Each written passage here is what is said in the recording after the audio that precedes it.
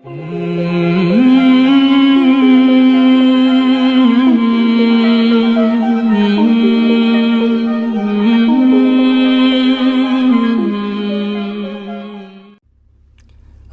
علیکم ورحمۃ اللہ وبرکاتہ۔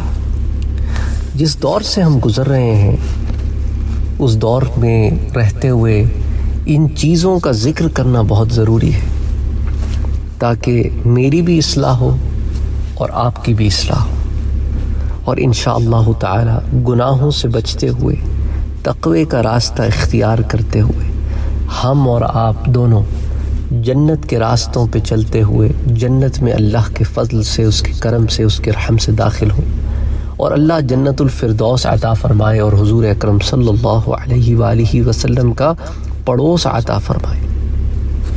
واقعہ ہے یہ بصرہ کا، ایک مالدار شخص تھا، ایک دن اپنے باغ میں گیا تو اپنے نوکر کی حسین و جمیل بیوی کو دیکھ کر اس کی نیت خراب ہو گئی۔ اس نے نوکر سے کہا کہ اچھا جاؤ کھجوریں لے آؤ، پھر فلاں کو بلا لاؤ۔ نوکر کے جاتے ہی مالدار شخص نے اس کی بیوی کو اپنے محل میں بلا لیا اور تمام دروازے بند کر دی۔ جب اس نے تمام دروازے بند کر دیے تو پوچھا کیا تمام دروازے بند کر دیے ہیں؟ وہ عورت بڑی نیک بھی تھی، سمجھدار بھی تھی۔ اس نے کہا باقی تو سب دروازے بند کر دیے پر ایک دروازہ بند نہ کر سکی۔ پوچھا وہ کون سا؟ کہا وہ جو ہمارے اور ہمارے رب کے درمیان ہے۔ اللہ اکبر، اللہ اکبر۔ یہ جملے کا اثر ایسے ہوا، اتنا زیادہ ہوا کہ تیر بن کے اس کے دل میں پیوست ہو گیا۔ اس نے فوراً اپنے برے ارادے سے توبہ کی اور روتا ہوا وہاں سے رخصت ہو گیا۔ کیونکہ اس واقعے کو عیون الحکایات کے صفحہ نمبر 236 پر روایت کیا گیا ہے، نقل کیا گیا ہے، پر ایک لمحے کو اگر میں اور آپ سوچیں تو دن میں کتنے ہی برے خیالات ہمارے دل میں آتے ہیں، کتنی ہی دفعہ ہماری نیتیں خراب ہوتی ہیں، بس نہیں چلتا شاید گناہ کر بھی گزریں۔ یہ تو اللہ کا کرم ہے، اللہ کا رحم ہے جو گناہوں سے بچ جاتے ہیں، پر ہمارے نفس بڑے گندے اور خراب ہیں۔ میرے بھائیوں اور میری بہنوں، اللہ سے دعا کرو کہ اللہ ہمیں توفیق عطا فرمائے کہ ہم گناہوں سے بچیں اور اپنے نفسوں کی حفاظت کر سکیں۔ ایک اور واقعہ سناتا ہوں آپ کو۔ ایک شخص کا گزر کسی حسین و جمیل عورت کے پاس سے ہوا۔ اس پر نگاہ پڑتے ہی اس کے دل میں برائی کا ارادہ پیدا ہو گیا اور اس کے پاس گیا اور اپنے ارادے کا اظہار کیا۔ عورت نے کہا جو کچھ تو نے دیکھا ہے اس کے دھوکے میں نہ پڑ، ایسا کبھی نہیں ہو سکتا۔ لیکن مرد پر شیطان سوار رہا حتیٰ کہ اس نے زبردستی عورت پر قابو پا لیا۔ عورت کے ایک طرف آگ کے انگارے پڑے ہوئے تھے، اس نے ان پر اپنا ہاتھ رکھ دیا حتیٰ کہ وہ جل کر کوئلہ ہو گیا۔ جب مرد گناہ سے فارغ ہوا تو اس نے حیرت و تعجب سے پوچھا یہ تو نے اپنا ہاتھ کس طرح جلا ڈالا؟ عورت نے کہا جب تو نے زبردستی مجھ پر قابو پا لیا تو میں ڈر گئی کہ لذت گناہ میں کہیں میں بھی تیری شریک نہ ہو جاؤں اور اس کی وجہ سے مجھے بھی گناہگار ٹھہرا دیا جائے، بس اسی وجہ سے میں نے اپنا ہاتھ جلانا مناسب خیال کیا۔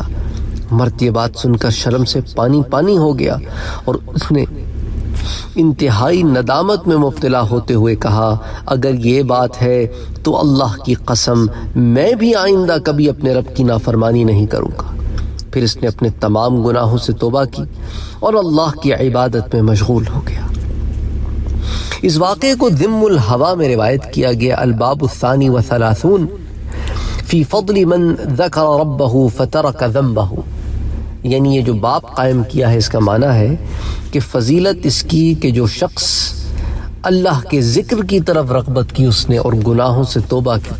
اس کتاب کے صفحہ 205 پر اسے روایت کیا گیا ہے۔ لیکن میرے بھائیوں اور بہنوں ایک لمحے کو سوچو تو صحیح کہ گناہ کرنے کے بعد ندامت کا جو احساس ہے، اللہ اکبر اللہ اکبر، کبھی ساری زندگی نہیں مٹتا۔ کیوں پتہ ہے؟ اگر گناہ صرف اپنا ہونا تو پھر چلو ایک ڈھارس آ جاتی ہے، جب گناہ ایسا ہو کہ غیر کا بھی اس میں نقصان ہوا ہو تو پھر دل نہ ساری زندگی ملامت کرتا رہتا ہے کہ تو نے اپنا کباڑا تو کیا ہی کیا، اس غیر نے تیرا کیا بگاڑا تھا۔ اس ندامت کے ساتھ زندگی گزارنا چاہتے اس شخص کی طرح جو عبادت میں تو مشغول رہا، اپنے گناہوں پر تائب بھی ہوا، اللہ نے اسے معاف بھی کر دیا ہو، لیکن ایک دل میں خلش تو رہتی ہے کہ مجھ پر شیطان ایسا سوار ہوا کہ میں نے نہ صرف زنا کیا بلکہ عصمت دری کی اور ایک ایسی عورت جو بالکل صحیح سالم تھی اسے محتاج کر کے چھوڑ دیا۔ اللہ اکبر، اللہ اکبر۔ جب کبھی دل میں گناہ کا خیال آئے نا تو قرآن پاک کی آیات پر نظر دوڑا لیا کرو۔ سورہ ملک پڑھتے ہیں نا آپ رات کو سونے سے پہلے، اس کی فضیلت پر ایک نظر رکھا کرو کہ اس کی فضیلت کے علاوہ اس کے الفاظ میں ایسی ایک کشش ہے نا کہ وہ کشش اگر آپ کو سمجھ میں آ جائے نا کہ انسان ویسے ہی ہاتھ اٹھا لے گناہوں سے، کہ تمہارا رب تو وہ ہے کہ انہو علیم بذات الصدور، وہ تو تمہارے دلوں کے پوشیدہ بھیدوں کو بھی جانتا ہے اور یہ بھی جانتا ہے کہ تم اپنے دلوں کی گہرائیوں میں کیا کیا سمو کے رکھتے ہو۔ بذات الصدور، تمہاری دلوں کی ذات سے بھی واقف ہے۔ جو تم کہتے ہو نا کسی کو میں تمہاری رگ رگ سے واقف ہوں، وہ تمہارے دل کی رگ رگ سے واقف ہے۔ ایک ہوتا ہے نا ظاہر کی رگ رگ، وہ تمہارے پوشیدہ کی رگ رگ سے بھی واقف ہے، وہ سر سے بھی واقف ہے، سر و سر سے بھی واقف ہے، خفی سے بھی واقف ہے، اخفا سے بھی واقف ہے، سارے دل کے پردوں سے واقف ہے۔ اللہ اکبر، اللہ اکبر، اللہ اکبر، اللہ اکبر۔ اور پھر یہ بھی ذہن میں رکھنا، الا یعلم من خلق، کیا وہ ہی نہیں جانے گا جس نے تمہیں پیدا کیا ہے؟ اور وہ کون ہے؟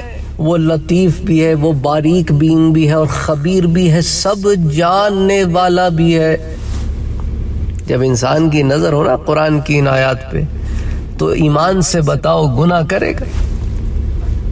گناہ کرے گا جب وہ جانتا ہو کہ میرا رب سمیع بھی ہے، سب سننے والا بھی ہے، بصیر بھی ہے، سب دیکھنے والا بھی ہے، علیم بھی ہے، سب کچھ جاننے والا بھی ہے۔ اللہ اکبر، اللہ اکبر۔ اور جب پکڑ لے اس کی پکڑ سے کوئی چھڑا نہیں سکتا، اور جب رحم کرے تو اس کے رحم سے کوئی دور نہیں کر سکتا۔ تو اس کی رحم سے امید رکھو، گناہوں سے توبہ کرو، استغفار کرو، اچھائی کی طرف راغب رہو۔ اے اللہ ہمیں معاف کر دے، اے اللہ ہمیں معاف کر دے، اے اللہ ہمیں بخش دے۔ ہم گناہ گار خطا کار، پر بندے تو تیرے ہیں نا، بندے تو تیرے ہی ہیں۔ اگر تو نے نہ معاف کیا تو کون کرے گا؟ اے اللہ نہ کہیں جہاں میں اما ملی، جو اما ملی تو کہاں ملی میرے جرم خانہ خراب کو تیرے عفو بندہ نواز میں۔ معاف کر دے میرے رب، معاف کر دے میرے رب، معاف کر دے۔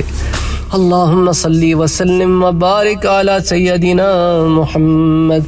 یاد رکھنا، لا تقنطوا من رحمت اللہ، اللہ کی رحمت سے نا امید نہ ہونا۔ یہی وجہ ہے کہ ہمارے ہاں لوگ عجیب و غریب سے سوال لے کے آتے ہیں، میرے گناہ، ارے معافی مانگو اپنے رب سے، ابھی سانس چل رہی ہے نا، 2 رکعت نماز پڑھو، معافی مانگو اپنے رب سے، اس گناہ سے توبہ کرو۔ وہ تو کہتا ہے کہ تمہارے اتنے گناہ ہوں کہ تم اسے بھر دو تو ساری زمین بھر جائے میرے پاس، اور شرک نہ کیا ہو تو میں معاف کر دوں گا۔ تم اپنے گناہ لاؤ، اگر تیبہ تے رکھو اور آسمان تک بھی پہنچ جائیں میرے پاس، لاؤ مجھ سے گناہ، اس کی معافی مانگو، میں معاف کر دوں گا۔ ولا ابالی، تمہارا معاف کرنا مجھ پر کوئی دشوار نہیں ہے۔ تم آؤ تو صحیح نا، تم آتے نہیں ہو۔ وہ تو غفور بھی ہے، ساتھ رحیم بھی ہے کہ صرف معاف ہی نہیں کرتا، صرف بخشتا بھی نہیں ہے بلکہ اپنی رحمت سے، فضل سے انعام بھی دیتا ہے، اور وہ جس کو معاف کر دے اس کا انعام جنت ہے۔ اس لیے کہتا ہے اے میرے بندو سارعو، دوڑو، سارعو الی مغفرہ، کس کی طرف؟ مغفرت کی طرف، اور کس؟ جنت کی طرف۔ کس کی ہے جنت؟ تمہارے رب کی ہے جنت، تمہارے رب کی جنت ہے، تو تم اسی کے تو بندے ہو۔ تو جب اس کے بندے ہو تو بندے بن کے رہو نا، فرعونیت نہ دکھاؤ، اور اگر کبھی غرور و تکبر تمہارا نفس سر چڑھ کے بولے اور گناہ کر بیٹھو تو کیا کرو؟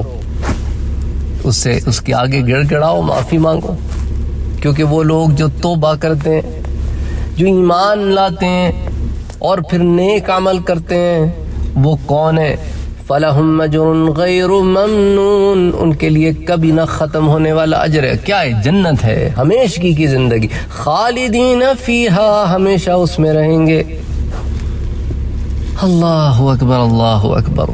اور وہ ایسی جگہ ہے جہاں تمہاری خواہشات کم پڑ جائیں گی، چیزیں کم نہیں پڑیں گی۔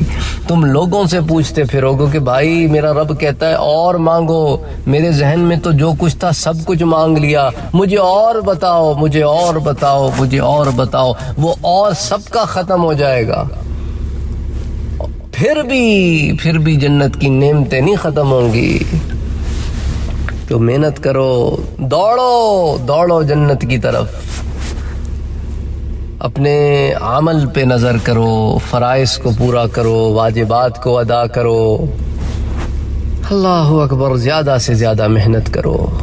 مجھے اپنی دعاؤں میں یاد رکھو، میں بڑا گناہ گار بندہ ہوں، بڑا خطا کار بندہ ہوں، بڑا خائف رہتا ہوں کہ میرا کیا ہوگا، میرا ہوگا کیا۔ مالک یوم الدین، وہ جو جزا و سزا کے دن کا مالک ہے، اس کے آگے حاضری ہوگی تو میں اللہ اکبر، اللہ اکبر۔ اللہم صلی وسلم وبارک علی سیدنا وحبیبنا وشفیعنا محمد صلی اللہ علیہ وسلم۔ اور آپ کی سہولت کے لیے واٹس ایپ کا گروپ بھی بنا ہوا ہے اور ٹیلی گرام کا چینل بھی بنا ہوا ہے، دونوں کے لنکس ڈسکرپشن میں موجود ہیں۔ آپ کو ریمائنڈ کراتا چلوں کہ سید سعد قادری انگلش چینل ایک ہے، اور اسی طرح میں نے ابھی ریسنٹلی سید سعد قادری قرآن ریسیٹیشن کا چینل بھی لانچ کیا ہے۔ تو ان دونوں چینلز کو وزٹ کرنا، انہیں سبسکرائب کرنا، ان میں ویڈیوز دیکھنا نہ بھولیں۔ اگر آپ نے ابھی تک ہمارے چینل کو سبسکرائب نہیں کیا ہے تو سبسکرائب کا بٹن دبائیں، بیل کے آئیکن کو پریس کریں تاکہ آپ کو ریگولر نوٹیفیکیشن اپڈیٹس مل سکیں اور آپ ہمیں ہمارے لائیو سیشنز میں بھی جوائن کر سکیں۔ ویڈیو پسند آنے کی صورت میں لائک، شیئر اور کمنٹ کرنا نہ بھولیں۔